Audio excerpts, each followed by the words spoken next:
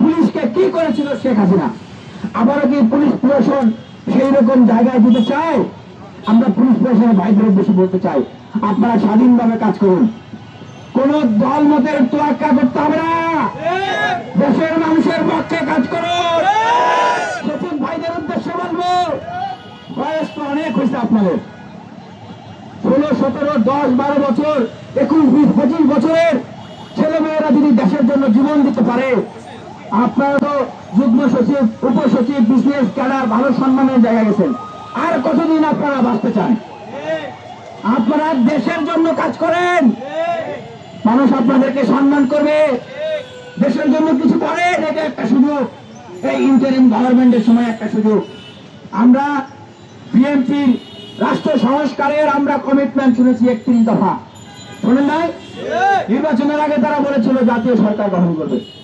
তাহলে এই যদি হয়, বিএনপির বাংলাদেশের জন্য অবদান 10 মাসে 100 অধিক খুন, মেয়েকে বিয়ে না দেওয়ার জন্য, পিতাকে হত্যা, চাঁদা না দেওয়ার জন্য মিটপুরে ব্যবসায়ীকে পাথর নিক্ষেপ করে আইয়ামে জাহিলিয়াতের মতো করে হত্যা করা, চাঁদা না দেওয়ার জন্য পিটিয়ে রক্তাক্ত করে ফেলা।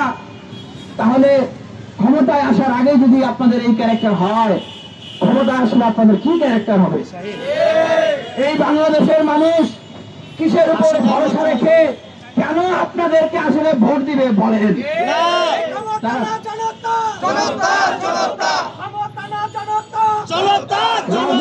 একটা বক্তব্য ছেড়ে দেওয়া হয়, কি বক্তব্য?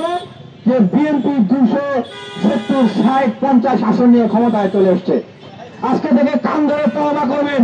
কি করবেন? কান ধরে তওবা করবেন। এই ধরনের কথা আর কেউ বলবেন না।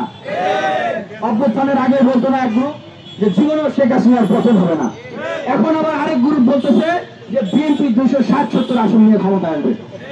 আমাদের বিএনপির পতনের আন্দোলনে আমরা নামি নাই, বিএনপির বিরুদ্ধে বদদোয়া করার জন্য নামি নাই। আওয়ামী লীগের সময় যা বলেছিলাম, যা সত্য বাস্তব এখনো তাই বলছি।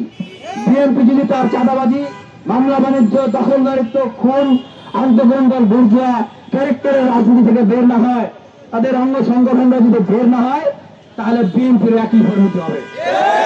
আব্রাস হত্যাকাণ্ডের পরে আমরা দেখেছিলাম যে ছাত্রলীগ সবচেয়ে বড় মিছিলটা করেছিল, করে নাই? গতকালকে আমরা দেখলাম সেই ছাত্রদল ঢাকা বিশ্ববিদ্যালয়ে একই কায়দায় মিছিল করলো।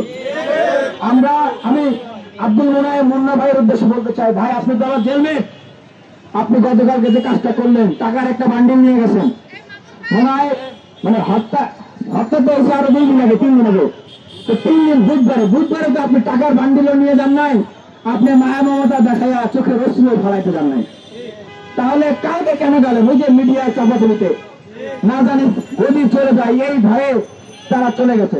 আর আপনি মিডিয়ার সামনে টাকা দিয়েছেন, ভাই সবাইকে কি টাকা দিয়ে কিনতে চান? এই দেশে আগামীতে বাংলাদেশের মানুষকে টাকা দিয়ে কেনা যাবে না, নতুন বাংলাদেশের রাজনীতিকে টাকা দিয়ে কেনা যাবে না। আপনাদের অনেক টাকা না, অনেক চাঁদাবাজি করছেন, কোটি কোটি টাকা, পারলে এবার ভোটটা টাকা দিয়ে কিনে দেখেন। এবার তরুণরা টাকা দিলে ভোট দেবে না, দেশের মানুষ টাকা দিয়ে ভয় দেখিয়ে দেশের মানুষের কাছে ভোট নেওয়া যাবে না।